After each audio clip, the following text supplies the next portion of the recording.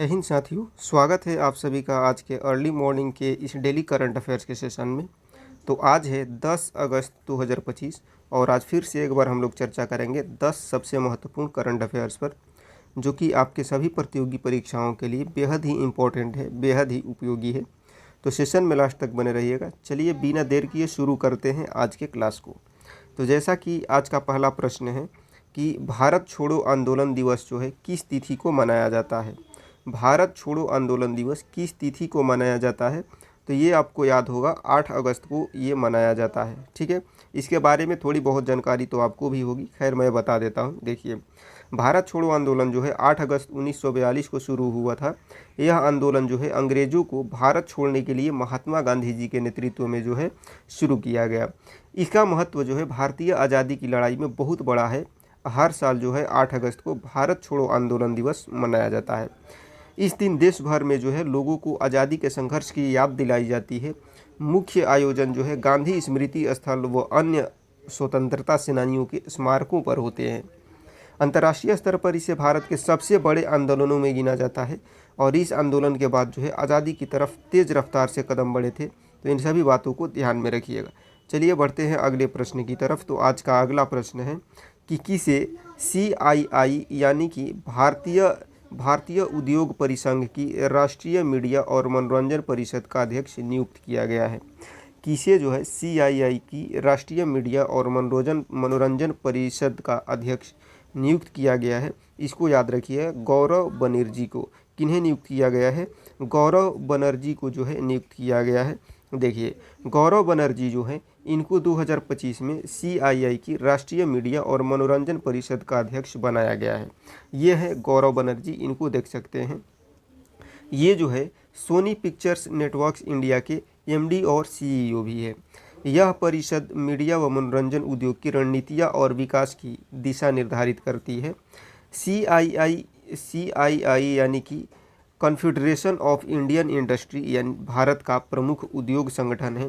परिषद के अध्यक्ष का चयन परिषद की वार्षिक बैठक में किया जाता है। इससे पहले भी परिषद में जो है मीडिया जगत के बड़े नाम अध्यक्ष रहे हैं। भारत की मीडिया और मनोरंजन इंडस्ट्री विश्व में जो है तेज़ी से बढ़ रही है। CII की रिपोर्ट जो है इस क्षेत्र की रफ्तार और चुनौतियों को समझने में मदद करती है। तो इन सभी बातों को ध्यान में रखिएगा। अगला प्रश्न है कि किसने बिहार के सीतामढ़ी में जानकी मंदिर के पुनर्विकास की आधारशिला रखी है। किसने जो है बिहार के सीतामढ़ी में जानकी मंदिर के पुनर्विकास की आधारशिला रखी है? तो इसको याद रखिएगा, गृह मंत्री अमित शाह ने। किन्होंने? गृह मंत्री अमित शाह ने। देखिए, केंद्रीय गृह मंत्री अमित शाह जी जो हैं इन्होंने 8 अगस्त 2025 को सीतामढ़ी के पुनौरा धाम में जानकी मंदिर पुनर्विकास की आधारशिला रखी। इस मौके पर बिहार के मुख्यमंत्री नीतीश कुमार समेत कई मंत्री भी जो है उपस्थित रहे। यह मंदिर माता सीता के जन्म स्थान पर बड़े पैमाने पर बनाया जा रहा है। मंदिर निर्माण करीब 882 करोड़ रुपए खर्च होंगे इस पर। पुनर्विकास का काम बिहार राज्य पर्यटन विकास निगम कर रहा है। परियोजना की तर्ज अयोध्या के राम मंदिर जैसी है और इसका डिजाइन बहुत ही भव्य होगा। जानकी मंदिर क्षेत्र 67 एकड़ से बड़ा होगा। इसमें तीर्थयात्रियों की सुविधाएं भी जो है बढ़ेंगी। यह पहल देश विदेश के श्रद्धालुओं और बिहार की संस्कृति के लिए महत्वपूर्ण है। अगला प्रश्न है कि किस देश के कार्यवाहक राष्ट्रपति यूमिंट स्वे का 74 वर्ष की आयु में निधन हुआ है। यूमिंट स्वे जो है कहाँ के कार्यवाहक राष्ट्रपति से थे जिनका कि अभी 74 वर्ष की आयु में निधन हुआ है?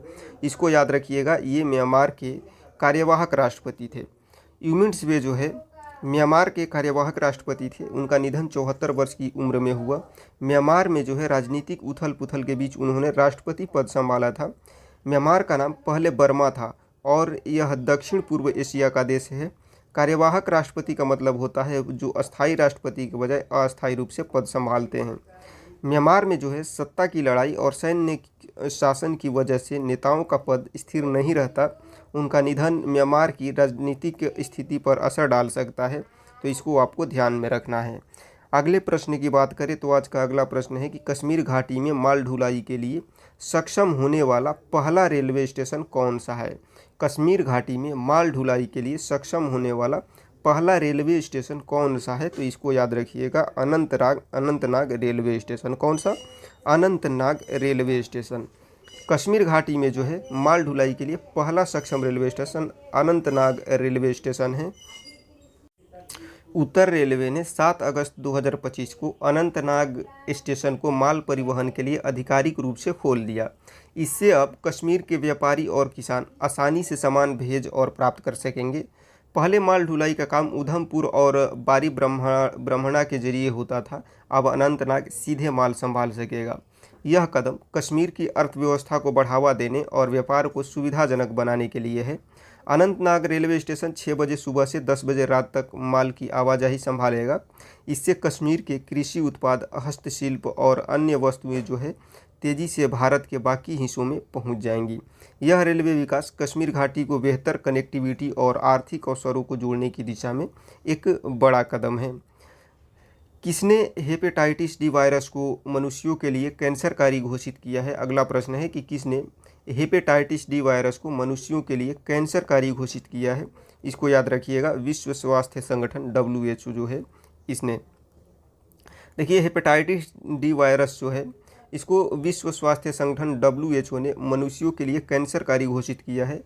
यह वायरस केवल उन्हीं व्यक्तियों में सक्रिय होता है जिन्हें पहले से हेपेटाइटिस बी वायरस संक्रमण है। HDV संक्रमण के से जो है लिवर कैंसर का खतरा 2 से 6 गुना तक बढ़ जाता है। WHO ने यह घोषणा 2025 में की है, जिससे इस बीमारी पर और रिसर्च और सतर्कता बढ़ेगी। हेपेटाइटिस डी के कारण लिवर सिरोसिस और लिवर कैंसर जैसे गंभीर रोग हो सकते हैं। भारत में जो है हेपेटाइटिस बी के टीकाकरण कार्यक्रम के कारण कुछ हद तक सुरक्षा मिलती है, पर टीका कवरेज अभी सीमित है। WHO की इस घोषणा से वैश्विक स्वास्थ्य क्षेत्र में हेपेटाइटिस डी के खिलाफ जागरूकता और नियंत्रण की कोशिशें तेज होंगी।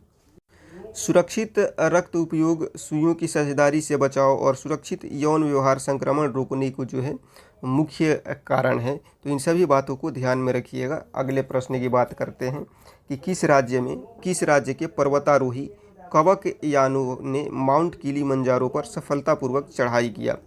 कवक यानु कौन एक पर्वतारोही है जिन्होंने कि माउंट किलिमंजारो पर सफलतापूर्वक चढ़ाई किया है? तो ये किस राज्य से है? तो इसको याद रखिएगा कि अरुणाचल प्रदेश के। कहाँ के ये पर्वतारोही हैं? तो अरुणाचल प्रदेश के हैं। देखिए, पर्वतारोही कवक यानु जो है ये अरुणाचल प्रदेश से हैं जिन्होंने माउंट किलिमंजारो की चढ़ाई सफलतापूर्वक की।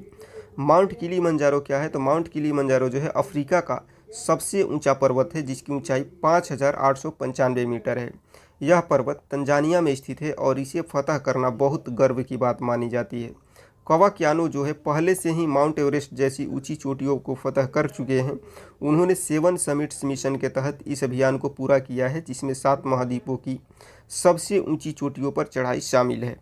अरुणाचल प्रदेश के राज्यपाल ने इन्हें इस उपलब्धि पर बधाई दी और राज्य का नाम रोशन करने वाली बताया।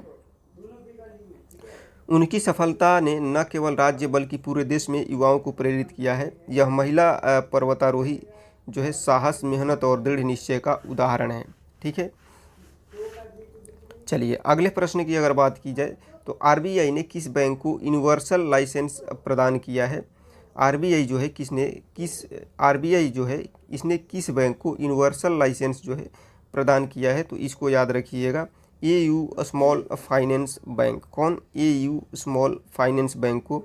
देखिए, भारतीय रिजर्व बैंक जो है इसने अगस्त 2025 में AU स्मॉल फाइनेंस बैंक को जो है यूनिवर्सल बैंक बनाने की सैद्धांतिक मंजूरी दी है।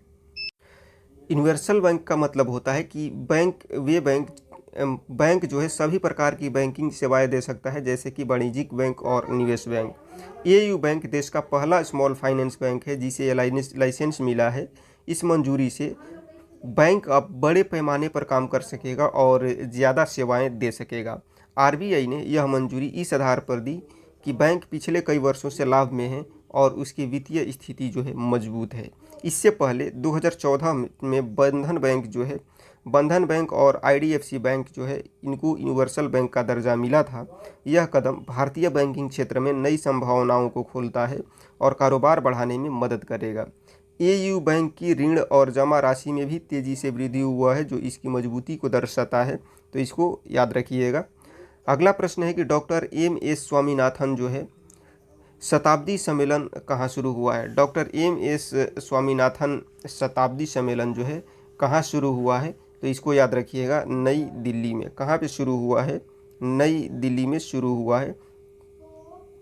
इसका उद्घाटन जो है 7 अगस्त 2025 को प्रधानमंत्री नरेंद्र मोदी ने दिल्ली के ICAR पूसा परिसर में किया। यह सम्मेलन एम.एस. स्वामीनाथन की जन्म शताब्दी पर आयोजित किया गया है। इसका मुख्य विषय है सदाबहार क्रांति, जैव सुख की राह है, जो सतत कृषि और खाद्य सुरक्षा पर केंद्रित है। यह आयोजन भारतीय कृषि अनुसंधान परिषद, कृषि मंत्रालय और एम.एस. स्वामीनाथन रिसर्च फाउंडेशन द्वारा किया गया। एम.एस. स्वामीनाथन को भारत की हरित क्रांति का जनक माना जाता है, जिन्होंने भारत को खाद्य सुरक्षा की दिशा में महत्वपूर्ण कदम उठाए। इस सम्मेलन में कृषि वैज्ञानिकों, नीति निर्माताओं और विकास पेशेवरों ने भाग लिया। इससे भारत की कृषि और खाद्य सुरक्षा की नीतियों को मजबूत करने में जो है मदद मिलेगी। तो इन सभी को बातों को ध्यान में रखिएगा। बढ़ते हैं आज के अगले और आखिरी प्रश्न की तरफ। तो अगला प्रश्न है कि हाल ही में भारतीय तीरंदाजी संघ ने तीरंदाजी लीग के कौन से संस्करण के आयोजन की घोषणा की है? हाल ही में भारतीय तीरंदाजी संघ ने तीरंदाजी लीग के कौन से संस्करण के आयोजन की घोषणा की है? तो इसको याद रखिएगा, पहला संस्करण। कौन सा? पहला संस्करण। देखिए, भारतीय तीरंदाजी संघ जो है इसने अक्टूबर 2025 में पहली बार तीरंदाजी लीग का पहला संस्करण आयोजित करने की घोषणा किया। यह लीग जो है दिल्ली के यमुना स्पोर्ट्स कॉम्प्लेक्स में 11 दिनों तक चलेगी। इसमें जो है देश और विदेश के पुरुष और महिला रिकर्व एंड कंपाउंड तीरंदाज जो है भाग लेंगे। लीग में 6 फ्रेंचाइजी टीमें खेलेंगी, जिनमें भारत के शीर्ष तीरंदाज और विश्व के टॉप खिलाड़ी शामिल होंगे। इस लीग का मुख्य उद्देश्य है घरेलू खिलाड़ियों को अंतर्राष्ट्रीय अनुभव देना और खेल को बढ़ावा देना है। विश्व तीरंदाजी और भारत के खेल मंत्रालय द्वारा इस लीग को मंजूरी मिली है। यह पहल जो है भारत में तीरंदाजी की लोकप्रियता और प्रतिभाओं को नई ऊंचाइयों पर ले जाने के लिए महत्वपूर्ण है। इससे भारतीय तीरंदाजों को प्रतिस्पर्धात्मक और पेशेवर मंच मिलेगा। तो इन सभी बातों को ध्यान में रखिएगा। उम्मीद करता हूँ आज के सारे प्रश्न आपको बहुत अच्छे तरीके से याद हो गए होंगे और जितना भी मैंने प्रश्नों के माध्यम से आर्टिकल बताया, जितना भी न्यूज़ आपको बताने का प्रयास किया, उम्मीद करता हूँ कि बहुत अच्छे तरीके से आप समझ गए होंगे और बहुत सारी चीज़ें जो है आपको अभी ही याद हो गई होंगी। तो क्लास आपको कैसा लगा कमेंट सेक्शन में मेंशन करना ना भूलिएगा। अगर अच्छा लगा हो तो लाइक करिएगा, हेल्पफुल लगा हो तो दोस्तों को शेयर करिएगा, ताकि वो भी इनका जो है लाभ उठा सके। और यदि आप हमारे चैनल पर नए हैं, आपको लगता है कि हम आपके प्रतियोगी परीक्षा की तैयारी को और बेहतर बना सकते हैं, तो चैनल को सब्सक्राइब करें। मिलते हैं नेक्स्ट क्लास में, तब तक के लिए सबको जय हिंद।